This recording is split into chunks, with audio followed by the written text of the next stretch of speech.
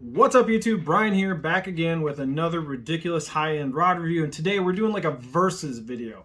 Now, this video I've been thinking about for a long time. This has been like over a year in the making. This is going to be so niche that I am really shocked if you guys watch this all the way through, but that's why you come on this channel, to look at ridiculous, $1,000 worth of rods to throw a $2 hair jig, right? I mean, this is nuts. This is completely ridiculous, but we're gonna dive deep anyways. This is gonna be another long video talking about some insanely overly priced rods for doing some very simple techniques. So let's dive into it, shall we? So this video has been a while in the making because last year I picked up this gem of a rod. This is the Megabass US Destroyer Flyssa. This rod has a bit of a reputation because this rod did not have a long lifespan. So when Megabass dropped the US Destroyer rods, they only had one spinning rod in the lineup, and that was the Addermine. And then, I don't know, like a year later, they expanded the line and they added the Brigand, and they added the Flyssa. So they expanded, they added a couple spinning rods. People got super excited. Now the Flyssa was a rod that didn't sell great out of the gate because I think a lot of people didn't quite understand what it was for, because 7.6 medium light spinning rods are kind of more of like a northern technique. It's more like Minnesota, Canada, northern style fishing, where you have these really long, light, whippy rods.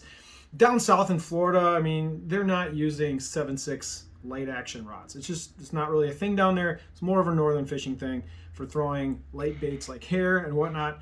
But anyway, so this rod came out. It didn't fly off the shelves. These Flyssas sat around for a while. They didn't really sell out. I thought they were pretty cool, but it was a rod that I didn't really need in my arsenal because I wasn't really super into throwing hair at the time, and I had a ton of other spinning rods for those light actions and whatnot. So anyway, I didn't pick one up right away. However, when I broke a rod, I broke a destroyer, and I sent it in, and Megabass was like, "Hey, these are the rods we have available. What do you want?" I was like, "Oh, Flyssa's on it. Let's grab it." So I grabbed the Flyssa, and then they subsequently got discontinued. So the Flyssa is a dead rod as far as the Megabass line goes. Didn't sell super well. Didn't have a long production life. But this thing is a straight up gem, and it is really hard to find right now. People are asking almost over 400. When these came out, they're like $400. People are asking like over $400 for these things used. People are just trying to find these rods because they've kind of turned into a little bit of a unicorn. However, it's pretty much an exact photocopy of this guy. And this is a rod that's been around for a long time in the Gloomis lineup. This is the 902s. So this is the Gloomis. This is the NRX version. This also comes in a much more affordable IMX version that's like $325. This sucker right now, to get the NRX Plus version of this, is $625. So it's a $625 rod. This thing was $400 when it came out. They're still fetching used anywhere from $350 to $450 if you can find one. These are very hard to find on the used market. But anyways, the cool thing is they're both pretty much spec the exact same. And I've been using both these rods, and they fish almost the exact same. We're going to go over that in a little bit, but first off, let's just go over specs. Both of these, the 902s and the Flyssa, are 7.6. They are both rated to 3/8 of an ounce, and they are both considered like a medium. I'm using air quotes when I say medium because neither of these rods feel like a medium power. The 902s NRX, when you compare this rod to an 852s or even the 872s or the 852s, the other 2-power rods that are over 7 feet, this thing is a noodle compared to those two. This thing has an extremely soft, whippy, noodly tip. Like I'm gonna cut in a video in a little bit about the way both these blanks kind of behave. But this is like a bouncy, super noodly tip. The tip flexes way, way, way down into the blank. I mean, you get flex on the 902s down to the very first guide. This thing has really, really, really, really, really noodly action. It's got the recoil guides. This is the old version of the NRX 902s, by the way. I have not even seen an NRX Plus version of this rod. I don't know where they are. I haven't seen any shops that got the 902s NX Pluses in. I don't know where they are. I don't know if they're out there somewhere. I haven't seen one. Would I upgrade from this rod to that one, to the NRX Plus? No, I wouldn't, because I'll get into that in a little bit. But anyway, point is, spec-wise, they're both 7.6, they're both rated to 3/8 ounce, and they both have almost the exact same action. The actions on these two rods are so similar. When you put them on the floor and you bend them, they both bend down to about the same point. They both cast in actual real-life use. They both cast and behave on the water very similarly, but there's one major key difference in the action of these two rods, and that is that the recovery rate on the blank for the Destroyer snaps back to straight way faster than this. So I'm going to cut in 2 clips right now of me wiggling these rods around, and you're going to see how fast the Destroyer kind of snaps back to a straight line versus this thing just kind of bounces around and wiggles a bunch. So.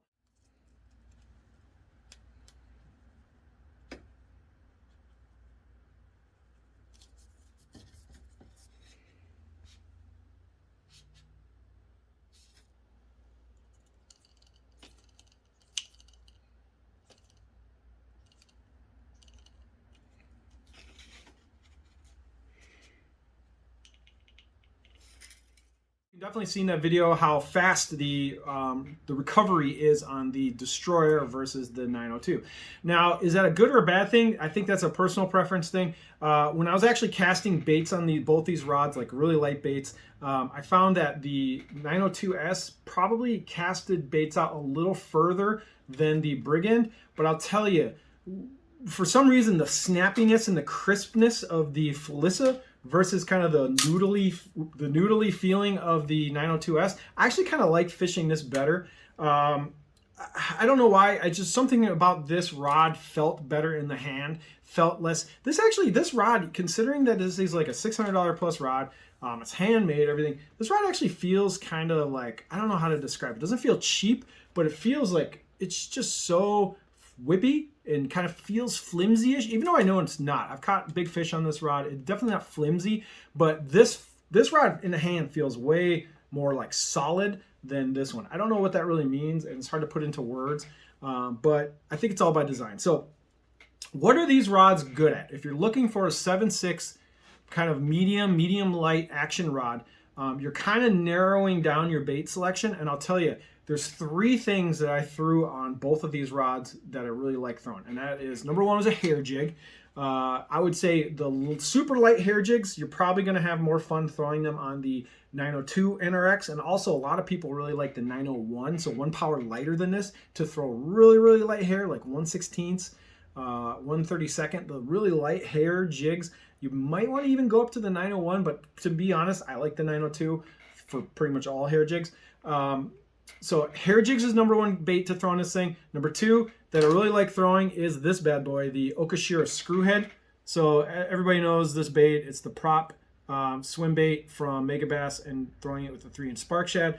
Both of these rods throw the Okashira screwhead fantastically. I love throwing them both. I've caught a bunch of fish on both of them. They're both, when you hook into a fish on either of these rods, it is an insanely fun fight because these rods really bow over. They really give you a fun fight, especially if you're in the wind and it's a bigger fish and they're kind of maybe down a little bit deeper. Buckle up. You're going to have a good old time trying to get that fish in on these rods. The nice thing is when you're using a light wire, small bait like a hair jig, you want a really parabolic, soft rod so that you're not bending out that hook and you're not pulling that hook out of that fish's mouth. So when you hook into like a 3-4 pound smallmouth or largemouth on either of these rods, fighting them is fantastic. All of the power is just being transmitted. The power is being controlled by the rod. You just sit back and hold on. You're not going to pull those little teeny hooks out of the fish. The landing percentage on both of these rods with hair is really good. So the Okashira screwhead's great. The hair is great. And then these are both amazing spy bait rods. So if you're throwing the regular size spy bait, not the bigger ones like the 90s, but the regular like Dual Realis, I think like the Spin 80s, or was it Spin 60? I don't know. The regular size spy baits. Both of these can launch a spy bait, especially the NRX. For some reason, when you slap a spy bait on this 902 NRX, you can just bomb a spy bait. It is crazy how far you can cast with this thing. The Brigand, I'm sorry, I don't know why I keep saying Brigand, but the Flyssa can also throw spy baits really far. But I think that slightly stiffer rebound versus the super whipping noodle tip on the Loomis lets it get out a little further. But they're both really, really fun. I like them both, but just to be known that you're probably going to get a little more casting distance out of hard baits like the spy bait with the Loomis. Now, sensitivity wise, I threw a lot of chuck and wind baits on these things, and I don't think sensitivity really matters when you're throwing a hair jig, unless you're throwing a hair jig, letting it get down onto the bottom and then creeping it around rocks. In that case, I say that the Megabass rod was definitely more sensitive. I would say because of the noodly soft tip on the 902, I felt like the sensitivity on this thing is not like blowing your hair back. It's not super, it's not like, oh my God, so sensitive. I'd say like the 872 and the 852S are way more sensitive than this thing, but they also have the extra fast tips, whereas this has the fast tip according to Loomis, even though it's pretty much a moderate action rod. Anyway, I'm kind of rambling, but point is, it's not incredibly sensitive. This is sensitive. When you're throwing the prop bait on this guy, you can feel the blades on the Okashira screwhead kind of get moving and spinning. I actually could tell. What's interesting, fishing with the Flyssa, when I was throwing these screwheads, once in a while the prop stops spinning. If you caught a bunch of fish on a screwhead, there's a piece of rubber. There's like a little rubber ball behind the prop, and if that thing gets damaged, the prop doesn't spin like it's supposed to. And I had times where I would catch a fish and I would cast back out, and I could feel through the rod that prop wasn't spinning at the cadence it should. So I actually could tell that you need to switch out my Okashira screwhead because of how sensitive the Flyssa is. I don't think I could tell that. I couldn't tell what the prop was doing when I was throwing it with the NRX. So point is, Flyssa definitely wins in the sensitivity department. The NRX definitely wins in the castability and casting distance department. Also, we got to talk about this. The price point on these things are ridiculous. A $600 rod to throw little hair jigs, little Okashira screwheads, spy baits, things of that nature is completely exorbitant. You do not need to spend that much money to do those techniques. It's fun. There is some alternatives to these style of rods, as there's a bunch of them out on the market. Here's a couple suggestions. The IMX Pro version of this, the IMX 902s, is about $325, and then maybe you can get a discount and get it under $300. So the IMX version is an alternative. Daiwa has a Daiwa Tatula Elite Seth Fighter 7.6 hair jig rod that is an AGS rod. I think that's just over $325, but you can get those on discount with 20% off and get that under $300. So the Seth Fighter Elite hair jig rod is an alternative. The IMX Pro is a hair jig alternative. And then there's two other alternatives. Number one is the Dobbins, the Champion. I wrote this down. The 762 SF, the DC 762 SF, is also a 7.6 medium power, really whippy tip hair jig rod. And you can get those for, I think, the MSRP for around $270, and then you can use discounts. So if you're a Dobbins person, or you even want to go down that price point even more, you can look at that DC 762. And then there's a new rod out on the market that I don't have, and I'm not going to buy, and that is the St. Croix Victory 710. So they made a 7'10" medium light whippy rod for these exact kind of techniques. So if you're into spy baiting, hair jig, and Okashira screwhead, and you can fit a 7'10" rod in your rod locker, I can't. I have a really hard time squeezing these 7.6s into my rod locker. That's why, shout out to St. Croix. I wish you guys made a two-piece version of the Victory 710. If you guys came out with a two-piece version of that rod, I would be buying it in a second, because I think a 7'10" rod for throwing hair and these light baits is a great idea. But that's like a flipping stick size. I can't put that in my rod locker. I don't think most people can. You can't put it in your truck. That's just too long. It's just like 7'10". Anything 7'10" or above should have a fluted handle or be a two-piece. So St. Croix, if you're going to come out with another version, make a travel version of the 7'10". That would be great. So anyway, in summation, both these rods are awesome. I really do like the 902. However, I would not go out and buy one at full price. If you can find one used, cool. If you can get a really good discount on the NRX Plus version, if they ever become available, go for it. If you're super into hair and you're super into the Okashira screwhead, these are the styles of rods you should be throwing, because before I used to throw the screwhead on a 7-foot medium spinning rod, and I could never really get that bait to go out super far. When you move up into these like longer, lighter spinning rods, it really, really maximizes your casting distance, really lets you cover more water and longer casts. And if you're a spy baiter and you're not throwing your spy baits on on a rod that's similar to this, you're nuts, because the amount of distance you can get out of a spy bait with this style of rod is just phenomenal. So good luck finding Flyssas out on the market. They're just not out there. I hope maybe someday Megabass reboots some of these rods into the P5 line. Who knows? If you're waiting for that to happen, I wouldn't hold your breath. There's nothing that Megabass makes currently that's even close to the Flyssa in the lineup. Nothing that's this light and this crisp and at like a 7'6" length. So if you're gonna go out and buy something right now, you're pretty much stuck to the Loomis, the Champion 762, the Daiwa Tatula Elite Fighter, or you can just jump into that 710 new Victory spinning rod. So anyway, both these rods are great. If I only had to pick one, I'm probably picking up the Megabass just because it looks way better, it has way cooler fit and finish. I like that snappy action tip. But if I didn't have one of these and I really wanted to have like the best rod for these techniques, a Loomis 902 is fantastic. Oh, one last thing.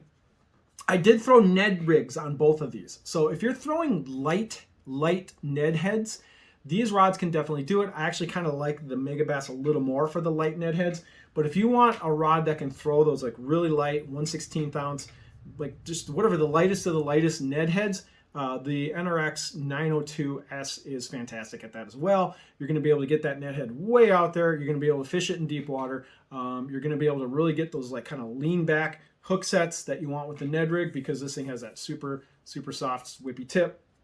So anyway, in summation, cool rods, very niche, very technique specific. These rods are ridiculously expensive. I don't think you should really invest that kind of money unless you're a crazy person like me. But anyway, balance wise, let's just touch on that real quick if you made it this far in the video. They both balance fantastic for being 7.6s.